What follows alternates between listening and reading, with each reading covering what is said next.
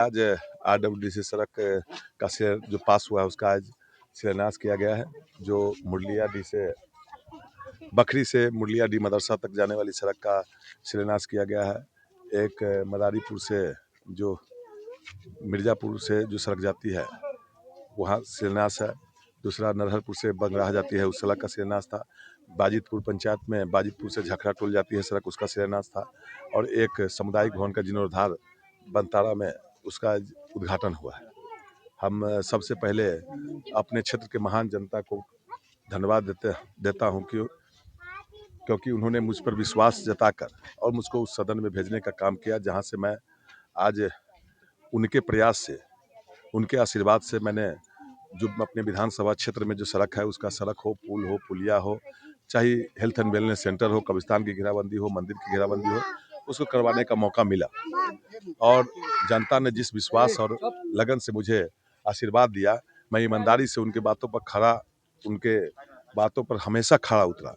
जनताओं के लिए सदन में 243 विधायक है, मंत्री के छोड़कर सबसे ज़्यादा प्रश्न अपने विधानसभा से संबंधित क्षेत्रों का, चाहे सड़क हो, पुल हो, अस्पताल हो या छोटी छोटी समस्या जो है उसके बारे में सबसे ज़्यादा प्रश्न करने वाला आपका विधायक हम हैं। निश्चित रूप से आपकी आवाज़ को सड़क से लेकर सदन तक हमेशा लड़ा हूँ।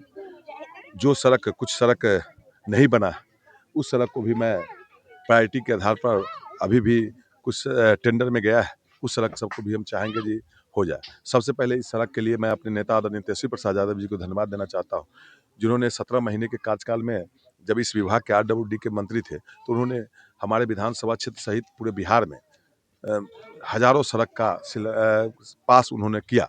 जो उसी के दरमियान में ये सड़क, जो बखरी की सड़क है, चाहे महमदा की सड़क हो या बाजितपुर की सड़क हो, बंगराहा की सड़क हो, मदारीपुर की सड़क हो, मिर्ज़ापुर की सड़क हो, सब सड़क का शिलान्यास और कार्य हो रहा है। हम अपने बाजपट्टी विधानसभा क्षेत्र के आम मतदाताओं की ओर से आदरणीय नेता तेजस्वी प्रसाद यादव जी को धन्यवाद देता हूँ।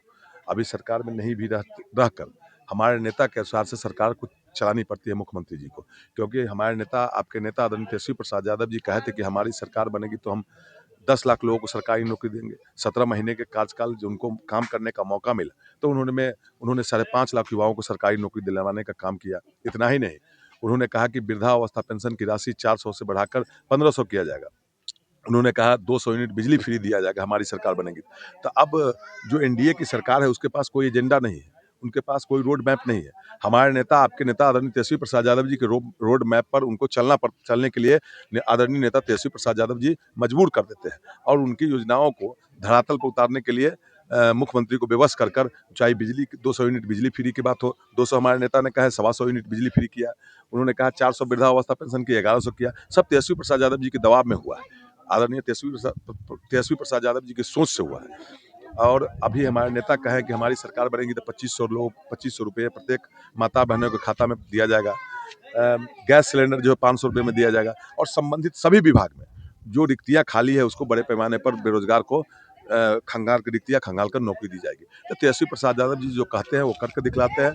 मोदी और नीतीश कुमार के जैसे नहीं है, जो उनकी कथनी और करनी में अंतर है। उन्होंने कहा कि हमारी सरकार बनेगी तो हम 15-15 लाख लोगों को खाता में देंगे। दिया क्या? लोगों को पूछना चाहिए।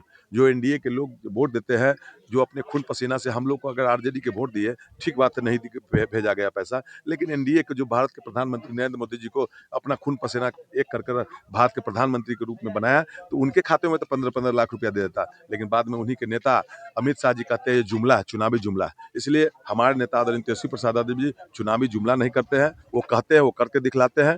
और एनडीए के जो लोग हैं उनकी कथनी और करनी में फर्क है। मटेरियल में बहुत कंप्लेन है, सड़क देखिए, हम आपके माध्यम से भी हमेशा लोगों को कहते हैं, अपने संबंधित मतदाताओं को कहते हैं, काम में कोई कंप्रोमाइज़ नहीं होना चाहिए। जहाँ सड़क अगर सड़क टूट जाती है उसका आप फ़ोटो खींचिए, हमको भी दीजिए, आप अपने से सूचना दीजिए।